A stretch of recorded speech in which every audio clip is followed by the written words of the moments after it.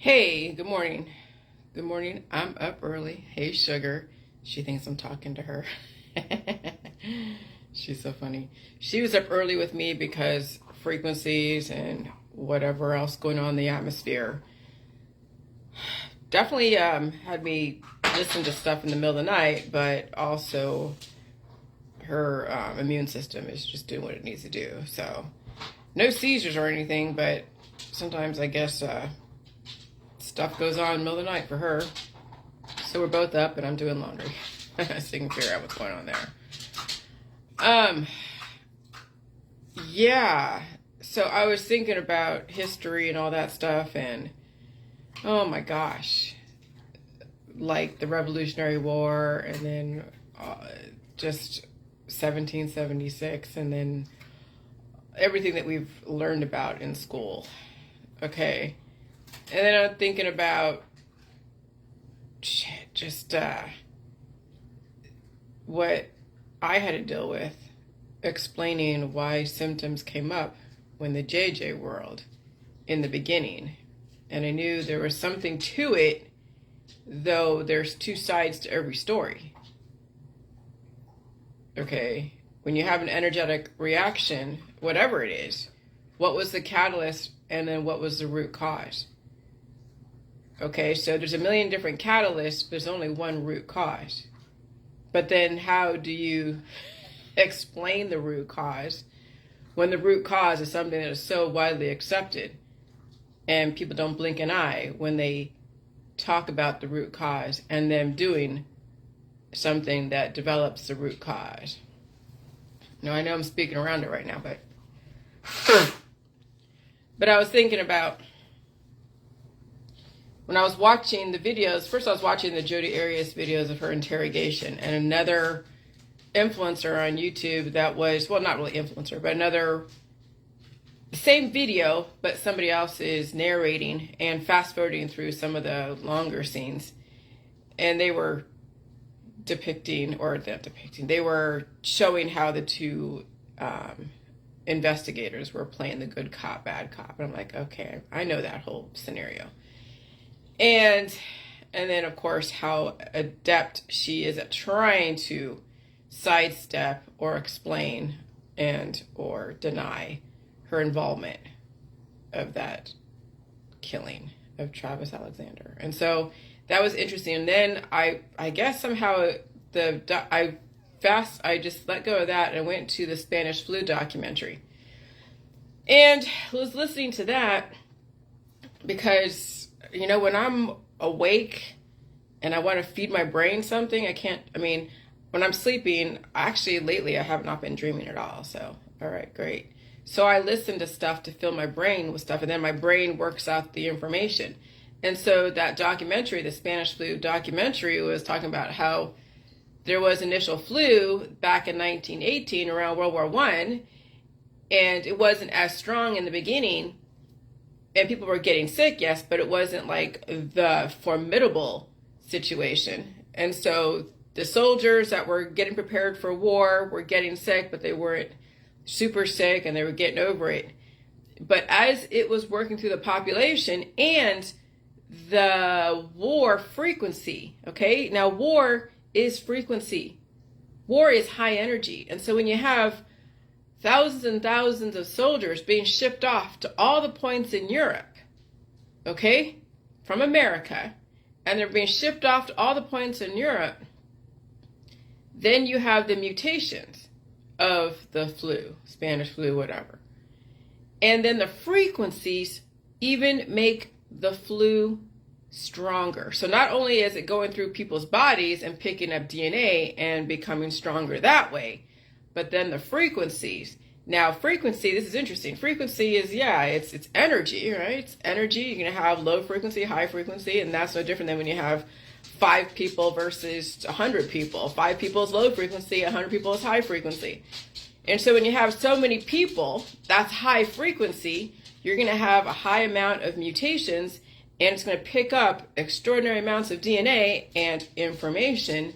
And then when a person who is not used to all that information in one little tiny mucus ball then it upsets their body and they go into some kind of upset of homeostasis. Some people don't survive it. Others will be extremely sick and or pass away at some point. And so that's how pandemics start, because it takes time for it to work through the population. And then when they become super aggressive, it's because it finally worked through a lot of the population, and wherever it ended up as it's moving through, because you have it starts here and it moves through 10 people, and you do this by orders of magnitude of like 10 to 100.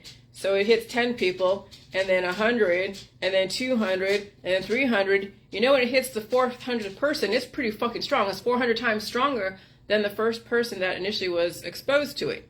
And so it hits then 500, 600, 700, then they times that by, 100,000, and then 1 million.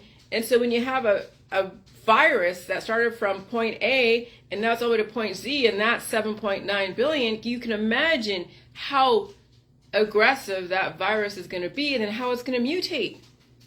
Okay, and then when you add therapies on top of that, then you start a war. Instead of people just assimilating to this virus, so it works through all the population and everyone gets, used to it, and there's people that die, of course it's going to happen. But then there's the population that's either get sick and they deal with it, or they deal with it and they have a chronic condition. But then you add antibiotics, you add therapies to then reinforce that war. And the war starts up again. It's like when one line of troops come through America, let's just say for instance, okay, and there's only like 100 troops coming through 300 million. Well, initially at the beginning, when it starts off in New York, say from New York is the starting point and California is the ending point.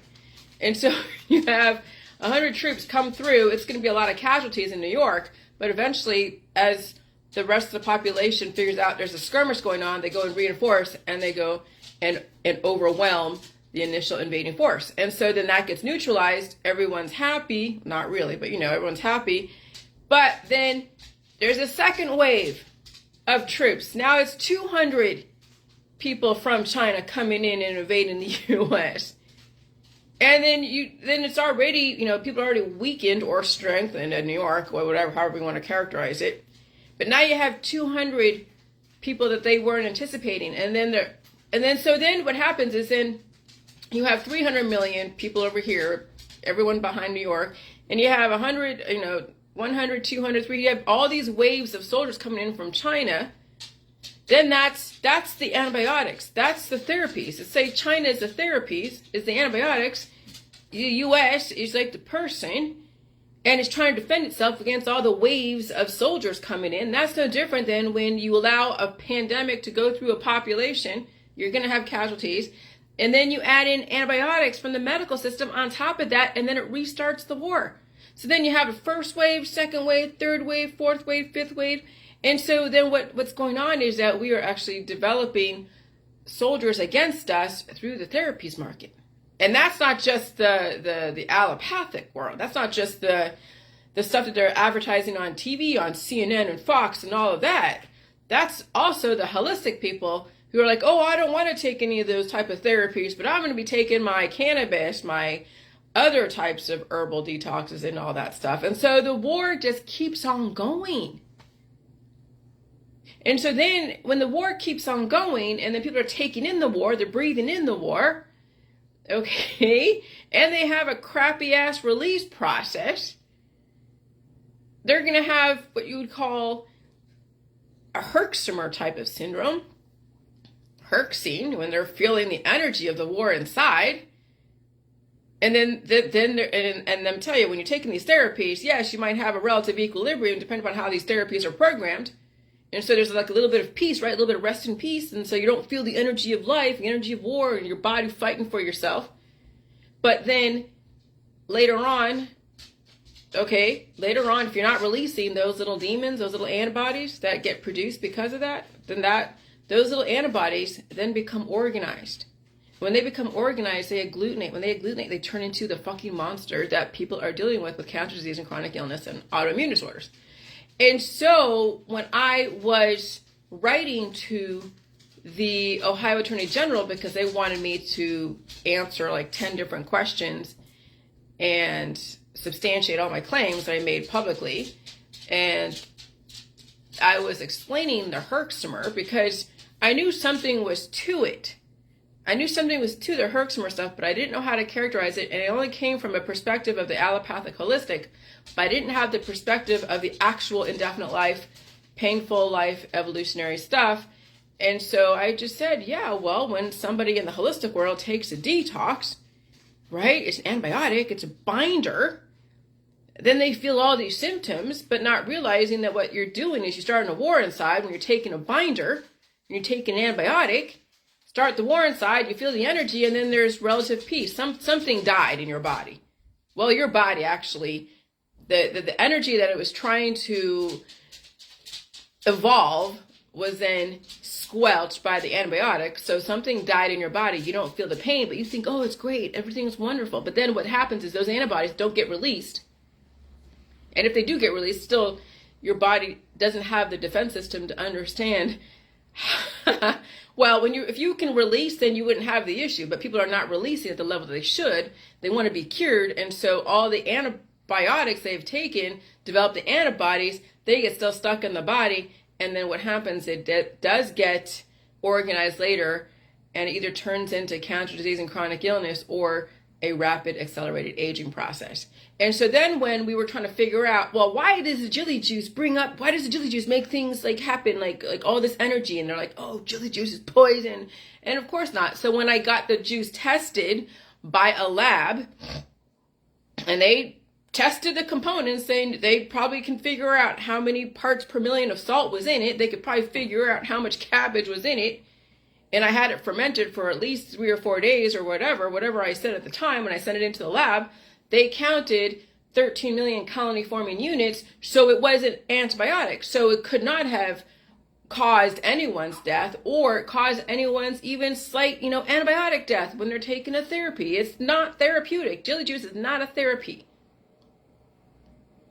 And so what did the jelly juice do? It woke up the bacteria, the offending bacteria that's still stuck in your body. But it also woke up your immune system to now finally fight with you, but you have to keep arming it with food. But people aren't doing that. We weren't doing that even back then. We were arming it with some food, but not a lot of food. I mean, yeah, there's enough food for people to eat, but people were still doing their diets. They were not wanting to feel the pain of new foods. And they were also using more antibiotics to compound the issue. But that was a couple years ago. I mean, just within the last couple of years, I since said, actually way back in even 2018, I said no more antibiotics, no more garlic oil, no more colloidal silver, no more any of the holistic stuff. Because the antibiotics, which I couldn't even really articulate at the time when I wrote to the Ohio Attorney General, those actually compound the issue. They develop another wave of attack. And then you get peace across the land, but not really peace when you think about it. It's rest in peace. But how do you get people to be peaceful without dying? Well, they have to fucking mature.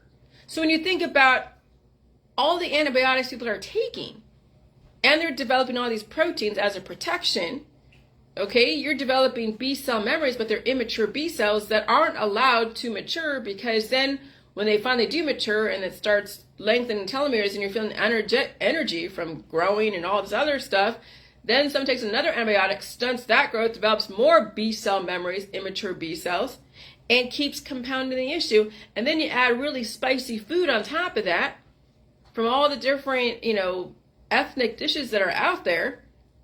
Now you're developing a beast that is just formidable. Like, seriously formidable. And that's where all the crazy allegory and all the demonology comes from. Is the amount of spices that people use in their dishes that are so aggressive that develops these monsters in people's bodies that don't leave their body, and it controls their cravings, it controls their food, it controls their ideas, it controls everything. And it can also be used as, you know, as an alter ego or be trained, okay? You can train your dragon, you can train your monster to be whatever. And that's where a lot of the actors figured out how to use their immune system, their immature B cells, to learn things, to play a part. And so when I'm thinking about my husband, who is a country boy, who is strong as all hell, just like a lot of his friends, strong as hell. Okay? And he has strong bones and a lot of substance to him. Well, he's not taking a lot of spices in his food. When I introduced him to Indian food, he was just like, oh my God, you know? When I introduced him to some of the ethnic foods that I'm used to in California, he was just like, dude, okay, this is okay, but this is too fucking spicy. I'm like, yeah, you're right, as I said later on, because the meat and the milk and the cheese and the eggs and the potatoes and all of that, that's some substantial, freaking strong-ass country boy food. And then when you go to the two coasts, New York and California, and it's all this spicy stuff and all this organic shit and non-GMO and you know, gluten-free, and now you have starving people on the two coasts, and they're all super skinny working out and trying to look sexy for everyone, and everyone's, you know, an influencer on the two coasts. Then you have the Midwest country boys that are fucking built like brick shit houses. You know why? Because they're not taking fucking spices. They're not developing all those crazy antibodies that are cannibalizing them. But over time, yes, it happens because they're not releasing the therapies that people are using in the medical system, because even the country boys are using medical therapies. They're still going to the Cleveland Clinic, Altman, Mercy Hospital, getting their operations, doing all the things that they do when they don't want to deal with the gradual and then progressive decline of their body because of their lifestyle. Okay, and so, but their aging process is a little bit slower, but you can never really tell the two coasts because they're using plastic surgery. They're using Botox. They're doing all the fucking diets. They're using the creams. And so while the aging process on the two coasts still doesn't seem like it's pretty aggressive, it's like the death becomes her. When you have people in California, New York using all their creams and facials and facelifts and makeup, okay, then you can then you're fooled by the health and wellness industry on the two coasts. But then you see what it actually is in middle of America, because you know, you have the gradual aging process in middle America, but it's honest. I mean, you know, you can see some men here in Ohio, they carry their fucking age well. It's amazing. The younger dudes look like, wow, they're built like fucking men. Okay, they're built great based upon what we're used to. And then they age very well. Women out here, they age pretty well too, but a lot of beautiful women out here, but there isn't a lot of innovation out here. So a lot of beauty, but not a lot of innovation where they could take themselves to the next level, not just have kids and get married and that's it. Some may go to college and do something, but they still want to get married, have kids, and have that whole, you know, what is it, fantasy from Disney and stuff. And so there's definitely, you know, not that it doesn't happen on the coast where everyone wants to get married and have a bunch of kids. But it seems that people have kids earlier in the South, the Midwest, and even in parts of California that are not highly innovative. Where, you know, if you're not getting to a good college, or if you're getting to a college, it'd be like, you know, a state college or something like community college, and maybe get their degree or certification, and they go to a job and they still get married and have a bunch of kids. And so the path is still the same. How they get there and the time in between each milestone that they achieve is a little bit different. Though when I was in Mississippi, I did see a 9-year-old. When I went way deep into the South, like into the sticks of Mississippi, because I lived there for like at least about a year, you know, I saw a 9-year-old driving a car and she was smoking a cigarette. I'm just like, what the hell? What is a 9-year-old, 10-year-old? This girl looks like she's not even hit puberty, and she's smoking a freaking cigarette. I was tripping out, but I was also tripping out on seeing all the you know, the Confederate flags all over the place in Mississippi. But I'm like, oh yeah, that's right. I'm in KKK country here. Holy shit, that's right. And that was back in the 2000s, at least 20 something years ago. Okay, so that was a lot of culture shock for me. But that's the thing. America is the last great experiment. America is. And so then you wonder about the wars that happened way back in 1776 and the Revolutionary War And what was it all for? And did we have to fight? Oh, maybe we did, maybe we didn't. I mean, there's so much to history, and there's so much that we were learning, and what the influencers, the Rosicrucians, how much did they preempt all these different wars? How much was it, I don't want to say planned or staged, but it was triggered to develop something, okay? And so even if all wars are a conspiracy to develop innovation, evolution, and also depopulation, well, I mean, if people are going to fall for all the rhetoric and they're going to get highly triggered and reactive because they have so many immature B cells in their body because they're children on the inside, you're going to have constant wars, constant procreation, constant exploitation. You're going to have constant agencies to go and regulate people who can't fucking control themselves. And you'll have the same thing over and over again. It's just like having a bunch of children and never letting them grow up. And they never really mature. You can kind of control them through the different methods like fear and as a deterrence or using chemical means. But that still doesn't get to the root cause of why we have to use fear and chemical mitigation, chemical behavioral modification. And so then we've developed monsters as each person keeps procreating on bodies that have not become a whole person.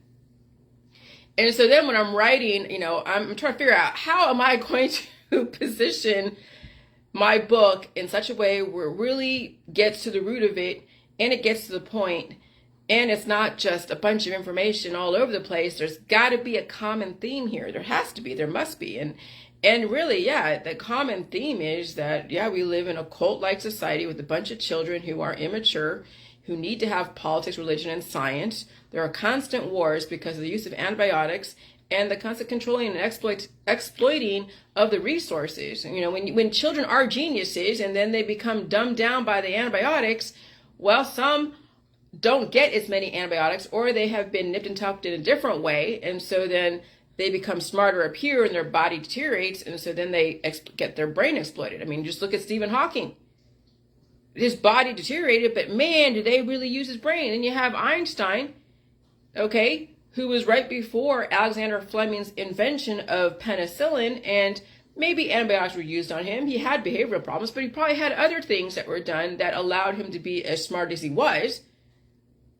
Because why couldn't everyone be smart? Because they didn't have access to the type of resources that Einstein had. They did a lot of experimentation back in the 1800s. I mean, shit, Einstein was born in 1879. Okay? And he was out of Germany. I think, yeah, Germany. Okay? And so, World War II didn't happen until like the 1940s. And so he lived through the Great War. He was born in 1879. So he knew about World War I. And I'm sure he understood about pandemics and bacteria. Okay? And so it's like, how much of this shit has been staged to get children to react? I mean, just like when a parent who is a scientist understands behavior modification, understands the use of chemistry, and they want to go and do experiments, of course they're going to try to find ways to divide and conquer and mind fuck and do this. I mean, being raised by scientists is great on one end. I mean, because then you understand, once you finally realize what was going on, then you understand what's going on and you can actually talk about it. But also, if you don't know what's going on and you have anesthetized your brain and try to forget all the memories of being experimented upon, then you don't know, and then you're now reacting to something that you have no idea what is running you, controlling you, or anything. And that could be the dark side of being raised by scientists. Okay? And so I don't have to have a degree in chemistry or a degree in psychology or a degree in anything when I've lived the whole freaking masters of science and bachelors of science. I lived it. And then I can see, and I've done a few years of college to get the basic concepts, and then it's just putting it all together. But I tell you, the familiarity of the COVID when it rolled out and and the closing down society and everyone staying at home, people were freaking out. They didn't want to stay at home. I'm like, shit. I've done this. I've been at home isolated for many years in my childhood. Many fucking years. This ain't nothing. This is, I don't know what people are having an issue with. Oh, that's right, because I was conditioned for this. But many of you haven't been conditioned to stay at home. So staying home is going to be so difficult, if at all, if you can even do it at all.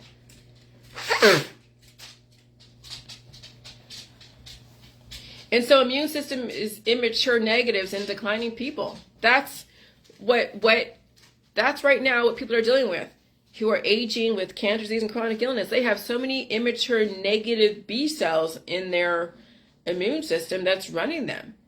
And it gets triggered by the mainstream media, gets triggered by the more mature adults that know how to behavior modify you, that can trigger you into going to the Capitol to fight for your rights. And then they entrap you. Well, not really entrap you, but when you get someone so triggered and they do stuff, you watch them act out what they would do anyways if that was an organic situation. And then you know who are the people who are extremists, because they acted out something that was actually a little bit more planned, loosely planned.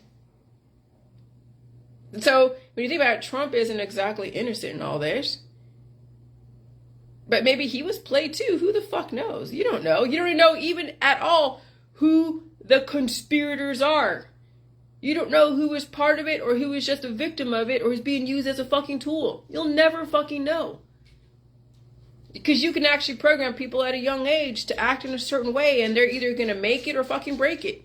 Some people were programmed to go against the system, and some of them are influencers out there. They're like, oh my God, anti this and anti that. Others are in other areas doing whatever, or they end up like someone like Jodi Arias or Charles Manson or any of those, or somebody, may end up doing something different, like me. Okay? And so when you're programmed against the system, it could go so many different fucking directions. And so then you were actually trained and used as a tool as a child to be programmed to be something later on as an adult. There's so much, experimentation and evidence of that, even in history. If you have access to that information, if you don't have access to all the experiments that were done way back in the 18, 17, 1600s, you're just going to think everything is new. Oh my gosh, this is like reinventing the fucking wheel.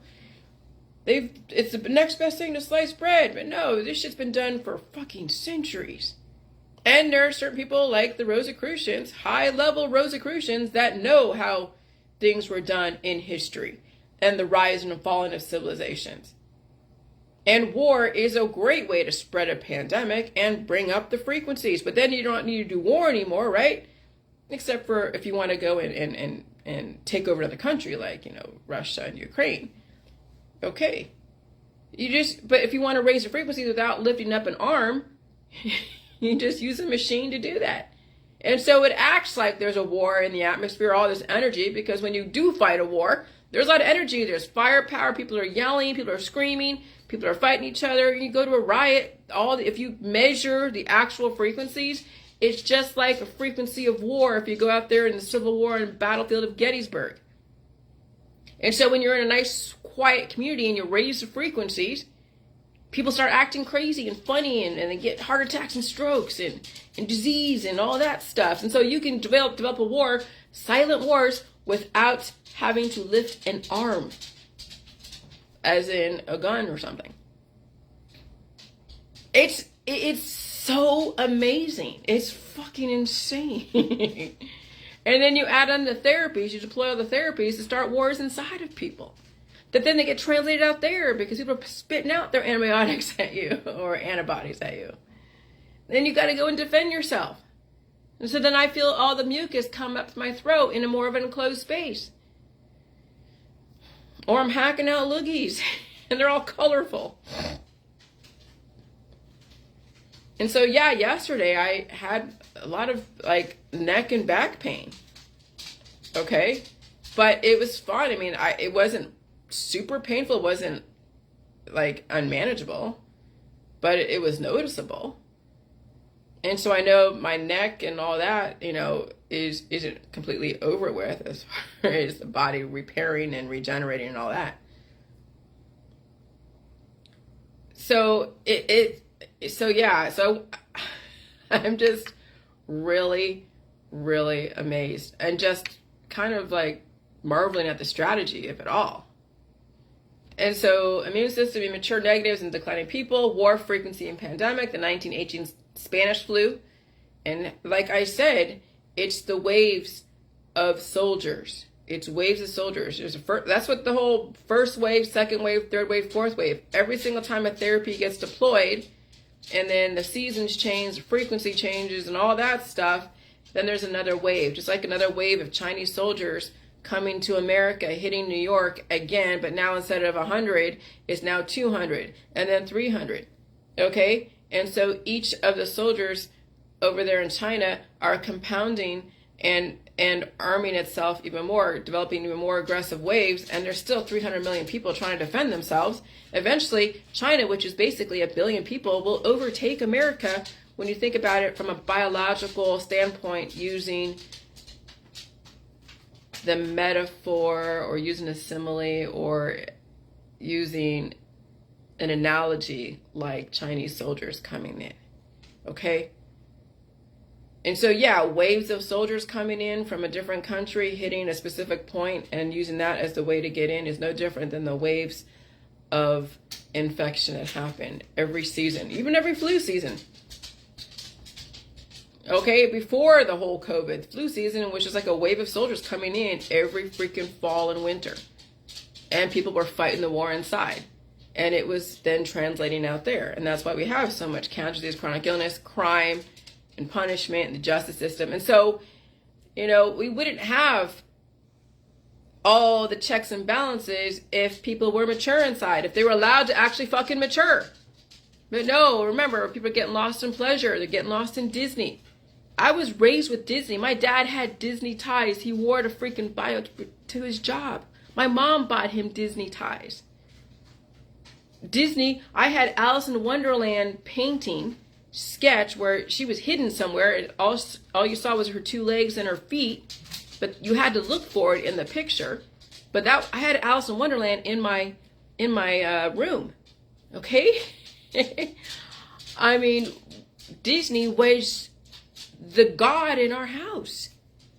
And then I'm reading about the conspiracy world and Disney and all that stuff, and I'm like, oh my God, I'm putting all this shit together. I mean, the last like 5 years has been like insanely awakening, being part of all these different groups, the born again Christians that are exposing this, which I am appreciative. Now you guys got to save yourself. That's why I'm so hard on you guys. Because you don't need to pass away from all this. You're getting played by the system that's trying to find a way to scale down the population. But you know, there's got to be the sacrificial lambs. Do you have to be that? Not necessarily. There's going to be, okay?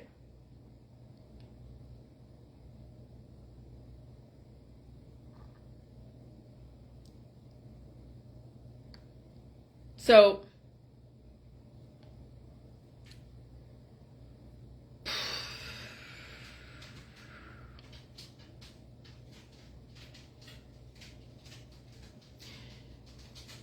and so, you know, war frequency and pandemic. So the initial salt water purges the babies out, and you feel the energy. That's why everyone was feeling shit. Or you're using antibiotic detoxes to develop more immature defense proteins. But relative equilibrium is sustained, but at a price. Okay? And so we wouldn't have any of these services out there. The justice system, the legislative, or even the well, we'd have the executive. I mean, what's wrong with having just a bunch of rules? You live by the rules. You have the laws. You know, if laws need to change because the society is changing for whatever reason, then when it changes, people are like, okay, it changes. Why do we have to have these checks and balances? Well, because we have people who haven't matured who can be despots, dictators. Why are they dictators and despots and corrupt people? Because they're immature. If we allow people to actually fucking mature and not age, it's the aging population that have issues with morals that you have to watch out for. But even someone like, you know, Hitler or Mussolini, the Italian dictator. They were relatively young, but you know what? They were cruel. But why were they cruel? Because for some reason they were used as a tool or part of the system to scale down the population. When you have so many people, like way back in the 1900s, when you look at how many people proliferate, how many children keep reproducing, more children, more children, more children, it's exponential. How do you control a population? And so that's the insane part of it, is that we want to have that insurance, right? To in case something was to kill off a certain amount of humans, you got to have replacement, right? But at what cost? Well, that was the development. That all the last 300, 400, 500, 600, shit, ever since Imhotep, and maybe even before that, you know, I'm sure they're working on trying to figure out how to not only evolve the humans from the ape prototypes, but then how do you control the population, get them to be advanced, mature?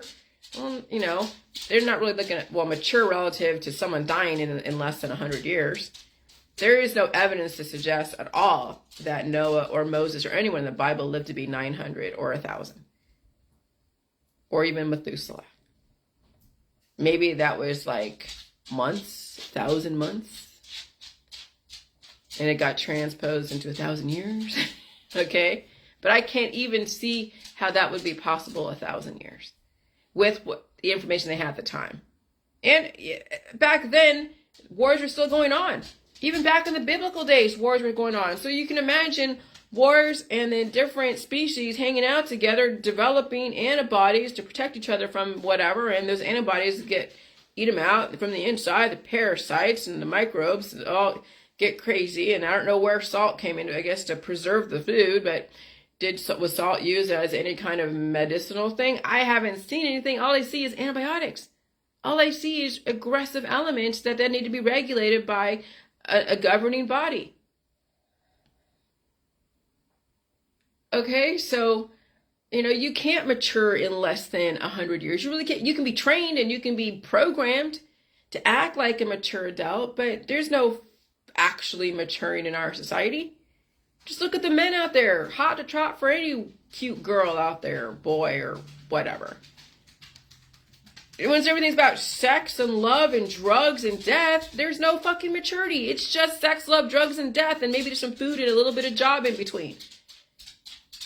When you finally don't focus on the sex, love, drugs, and death, what else is there? Oh God, there's a whole fucking world out there.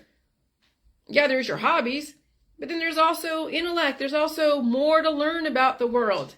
It's not just chasing tail or having such a diverse charcuterie board of all this food from like all over the world. No, I mean, I'm eating. I know someone wanted me to take a picture of what I was eating, but yeah, I'm eating chicken thighs with balsamic vinegar and olive oil, mac and cheese, which is out of a box, Kraft mac and cheese, maybe some tomatoes if I want to eat that, a glass of milk or some coffee, and maybe some 2 burritos. But when I know on the weekend, when I'm hanging out with my husband, I'm eating a lot more because he needs to eat a lot more than I do because he's bigger than me and I eat with him. Okay? And then I'm releasing a lot more. How much of that food is going to waste? Not really going to waste. I'm sure those nutrients are getting stored. But I have to really push out a lot of crap, literally, because I don't need that much storage. Especially if the body knows it's going to get food the next day. It's like, well, why are we storing all this food if you're just going to feed me tomorrow, right? The only reason why your body stores energy is because it doesn't trust that it's going to get what it needs the next day, or there's something going on in the system that is blocking the nutritional processes, and so the body then stores fat, stores energy, stores a bunch of stuff. And so right now, I mean, today I feel amazing. Yesterday I only had maybe a little bit of the chicken thighs, and I had at least 2 burritos, and I had mac and cheese. I didn't even eat all of it. I had the 2 chicken thighs. I only ate the meat on the outside. I didn't even go to the bone. And I was hungry because I know my husband and I were talking for a minute, and then I'm like, dude, I gotta eat. And it was actually, I was cooking. He called me in the middle of cooking, and then he went and eat stuff. And I didn't even eat all of it. But I was hungry, but I didn't even eat that much.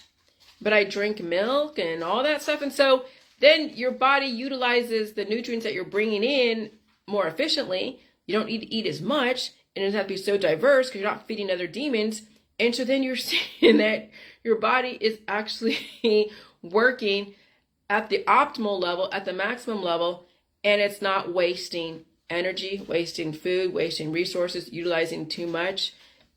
You're balanced. You're not trying to go out in any wars out there. You don't put yourself in dangerous situations, and you don't need the government to step in all the time.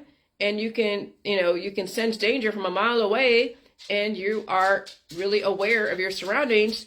That's the kind of humans that we want, right? We want a mature human that doesn't eat so much, doesn't drink so much, doesn't get lost in the pleasure and the pain and all that stuff on a constant basis, that can control themselves in body, mind, and spirit, who's not bullying somebody else or making fun of somebody else or whatever.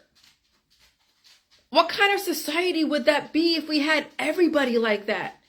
But then you think about the entertainment. What's the entertainment industry? It's all about children going to war with each other in different ways. When I'm watching all the different movies, it's these actors and actresses, gorgeous, they're bioengineered, and they're suffering too, but you won't know that until later on. But when they're doing their job, they are amazing.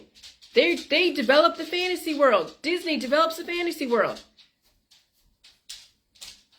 And so what's the entertainment? It's children, immature children going to war with each other in different ways, in body, mind, and spirit, with sex, love, drugs, and death. That's exactly what these movies are about. Netflix, Disney, every single entertainment thing in politics, religion, and science, the cult of entertainment, of sex, love, drugs, and death.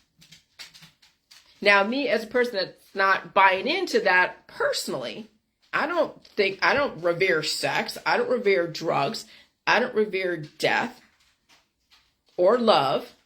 I respect my husband, respect my dog, and love her on some level. Yes, I don't want her to die. But I watch it because it does bring up hormones. But my hormones are controlled enough where it brings it up and then goes down. And so it's like watching a frequency, like on a, what do you call those things?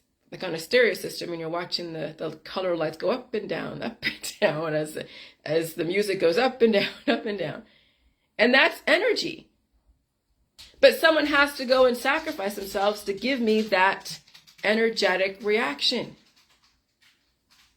But I'm so in tune with myself that I don't get lost in that. I don't let that drive me, control me, or influence me in any way. It's just, okay, it's just the news. It's just a TV show.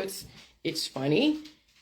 And I thank them for giving me that kind of entertainment, that chemical reaction. But that's as far as it goes. But no, these things are used to influence immature children. And you see it all over Facebook. You see it all over TikTok and YouTube and... And so there's going to be segments of society that are going to be immature. They're going to be the sacrificial lambs. They're going to be the actors and actresses. There's going to be people that are watching them, taking everything they're doing and saying it for gospel. They're going to wear their clothes, try to look like them, act like them. And then you as a mature adult are going to watch and be like, yep, I see this one coming from a mile away. Here's someone's going to be sea monkey do. And you know where they're going to end up, supernovaing down the road later on. They're in their drugs, sex, love, and death. Same thing. So, but that's okay. Because the JJ world is an option. It's not for everybody. Because some people will want to be an influencer in Hollywood. If the money's great and they have their short time fame and fortune, and they also give you a little bit of a hormonal release when you just want to sit down and relax someday, just get someone to just give you, whatever, great. And there's people out there, they're going to copy those on Hollywood copy those in politics, religion, and science. And that's fine. But remember, we're giving people, those in the JJ world that understand where I'm coming from, we're giving people an option that they don't have to end up. That, yeah, you can have your career in Hollywood, but at some point, you know, your career is going to be done with. How long can you be cured and spit out movie after movie after movie to stay relevant? At some point, you have to go now back at home, take your money, put it in the bank account, and freaking heal and repair your body from all of that damage from your career. No different than an athlete. When an athlete spends 20 years running and lifting weights and doing all their sports stuff and climbing and hiking, and their body is just now at its limit and it starts breaking down, that's when you have to stop. And now you have to go and build your body back up again. And when you build your body up from your career and it breaks down, getting whole again is going to be fucking painful. And so how far are you going to take your career in your being cured? How far are you going to take it? You're going to take it so far where it's going to be so painful that you don't even want to be whole again. You just want to just ride it out and then just pass away. Because to stay at home and not have all the fame and the glory and the hormones and all that shit is going to be so hard after 20 years of being in the limelight. But if intellectually you understand that's what it takes, then maybe you can switch gears. And it'll be difficult. It's me, yeah. But it's not impossible. If you want to live, then that's what you got to do. But if you want to just ride the wave until your body can't ride the wave anymore, fine. And that's what happens actually in the lay population too. People are riding the wave for as far as they can take it, and they get so far, there really is no return. They're in like palliative care, and then they want to do a fucking Hail Mary, and they don't have what it takes to do a fucking Hail Mary. But what happens if it doesn't have to be that way? Now you have the chance to cut down your expenses. Now you have a chance to say, okay, you know, you're 40 years old and you have issues, but you don't necessarily have to die from your issues. Hi, sugar. Oh, come on. I know. You don't have to die from your issues, but it's going to be a fucking long climb out of that hole that you dug yourself for the last 40-something years because you didn't know any better. Yeah, you can't be faulted for that, but now that you know better, you know it's going to be a climb out of that hole. Some of you have a deeper hole than others. Some of you don't. That's why I say it takes strategy to become whole again. It takes so much strategy because of all the temptations out there in society and everyone's expectations. But when I train people not to expect anything from me except for the very basic minimum, especially in my house, then I have the freedom to stay at home and not feel guilty. I have the freedom to do a lot of things that people don't have the freedom to do. And so anyways, it's wow. I'm telling you, when you finally deal with your predisposed issues and you face all the different diseases that are in your body, because yeah, I mean, there's monkeypox floating around, but I may have been exposed to it, but I probably coughed it out. Will I get monkeypox? If I had it in me that was metastasizing, that I used antibiotics against, I probably would have gotten monkeypox, I guess. Have I been around anyone with open sores? If I did, I would probably just have a reaction like coughing something out. It wouldn't get past my defense system. But if I already had the monkeypox in me, and then some kind of protein that resembles it then triggers it to wake up because, ooh, like, you know, triggers like, right? When you see your friend that you know, you guys are all, ooh, and you're over here and they're over there, and then you come together, and now you have two energies that are talking back and forth. That's the same thing. If you have monkeypox in you, you get exposed to it, the two energies are going to come together, and you're going to have a reaction. They're going to be talking back and forth. You're going to feel it. You're going to see lesions and stuff. But if you don't have the monkeypox in you, and you're not taking any kind of therapy against the monkeypox, then there's no reason why you'd get monkeypox. Right? But people don't know what they have inside of them. And so if they don't know what they have inside of them, they're just going to take whatever someone tells them to take because they don't fucking know any better. And there's going to be that side of the population. But you can't blame them for doing that. That's their own thing. If you have a strong defense system and a strong body, whatever they're doing is not going to affect you. And if it does affect you, you need to be affected by it because you have to release. But that's the gift they've given you, is that you now are facing your demons that you weren't facing before. And so while I was bitching and moaning that I kept getting sick every time I went out there, that was a good thing. That was the best thing that ever happened to me, was getting sick every single time I went out there. But I didn't want to be sick all the time, so I had to stay home more than not. And then when I would go out there and bring up something, or my husband would come home and bring up something, I had to deal with it. Okay. Until all of my predisposed issues were dealt with on some level. And there's still some that are still like my back, my neck. So it's not done with. I'm not healed 100%. But it's getting better. You know, I just had my period. It was really fucking light. And I'm just like, oh, okay, this is cool. And that was right after having those yeast infections and UTI. But I didn't have the irritability. I didn't have all the crazy symptoms like I did like 6, 7, 8, 9 years ago. The PMDD, I don't have PMDD anymore. Now I'm just evolving. I'm fluctuating with the environment. I'm feeling the environment. When I go to different environments, I take on the atmosphere. Like when I went to that environment in an enclosed space in a garage, people were drinking, I got drunk off the atmosphere. I didn't have to drink alcohol. My immune system got drunk, but not me. And then I coughed out. Okay?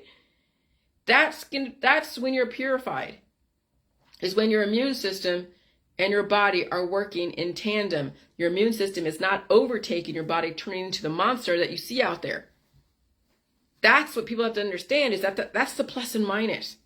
But I had to understand the positive and negative forces in the world, and even understand the immune system, to understand how those two have to work hand in hand. That's the devil and the angel. That's the inverted cross, the regular cross. That is the Catholic Church. That's Christian Gnosticism. Okay? That's Jewish mysticism. That's Hermeticism. Medicine. Playing with the pluses and minuses. But eventually it's going to be a negative because people end up dead in the medicine or the medical holistic system. The negatives win out because of so much of the immunotherapies. But that's not just the ones that are advertised again on CNN and Fox and whatever. It's also the holistic medicine tinctures, the essential oils, everything that you see in the holistic world, everything, all the herbs, the cannabis. That's the thing was so crazy, is that cannabis is legalized as far as medicine wise, and then it's lightly regulated and enforced when it comes to recreational use. Hey, sugar. And so that's a monster that's definitely going to be developing, if not already. But you can't tell those that are cannabis users that that's the monster that's going to destroy them, because they've had so many other things that are destroying them. That's just one other thing that's making them feel good at the time. Okay. Thanks for your service. We appreciate you. Because it keeps them in the game. Okay. Somebody's got to run the infrastructure, right? And so those that understand this, let me tell you, you will be thankful that you understand this when you set yourself up for it. And then when you watch your Facebook, you watch the TV, you watch the movies, you realize that, yeah, those are the sacrificial lambs. But let them enjoy it. Let them have their entertainment. I'm not saying that you have to do it. But if that's what gets them through their life, is to go to Disneyland all the time, if that's what gets them through their life is to do their drugs, if that's what gets them through their life is to get the money to be an actor, so be it. But you know now you have the power to control your world. And you can take on any kind of skill and develop anything within the laws of your community and within the laws of chemistry, physics, and biology. You can do whatever the fuck you want, and you can still keep living. And you'll keep watch for all the crazy weather and all the shifting of the economy. And you will adapt. You won't resist, you'll fucking adapt. And then you're just like, dude, this is such an amazing freedom as you watch people who are in jail of their lives. And you can't break them free because they have to break themselves free. And then it becomes like a peace in your world. And you have an amazing defense system. You have a strong body. And you have more control over everything. And then shit just doesn't really matter. It's not like you're, ignoring the elephant in the room. No, you've already dealt with the elephant in the room. Now it's just writing about it. Now it's just putting your skills to use and being amazing and inventing and discovering, and who the hell knows what's available. Some of you are in industries that you could definitely turn that industry into something amazing. Okay? And so, develop a platform, whatever it is. Work on developing your platform, whatever it is. And at some point, everything will be self-evident. At some point. And you won't be so angry or whatever. And I'm not saying you're angry. It may seem like, let me tell you, the last couple of years, shit, yeah, I was fucking angry. Pissed. Now I'm just like, okay, Hammurabi and a lot of the people in Babylon, they developed an amazing society. They developed an amazing society. That's probably why they got such accolades. Okay, because there's going to be segments of society that are going to be sacrificial lambs. They're going to be the ones that will be used for sex, just like the porn industry and the prostitution. They're used for sex because there's men out there that can't control their urges. We don't want them to victimize innocent people. So if we legalize it somewhere, they have a place to go and get their urges figured out. Okay, fine. That is what it is. And there's going to be segments of the population that are going to be working on the infrastructure. They're going to be working, on the roads. You pay them well because you want to keep them working on the roads, as well as anywhere, making the food and all of that stuff. So you pay people very well for keeping the infrastructure going. And do I have to get rich? No. Do I have to be super poor? No. We just got to keep advancing humans, but not be too extreme in any one direction. But understand why our society has been constructed the way it is. Not everyone can be an innovator. Not everyone can be a leader in our society. Not everyone can be just a widget maker, a factory worker. But we have to foster those that do, if it's necessary. But if society is changing and things are going to machinery, then we can release all those slaves in the factory and allow the machines to do it, and then develop people who can handle maintaining the machines. And then you won't need as many people in society who are suffering. That the only way they can enjoy their job is that they have the weekends to go and self-destruct. Okay, and so a mature population is a population that uses machines to do the menial stuff, and then the humans are more advanced and can do things on a deeper level. And they're mature.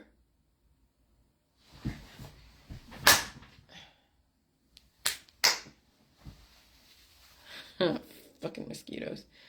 Okay, but that's going to be way in the future as far as the utopian mature society.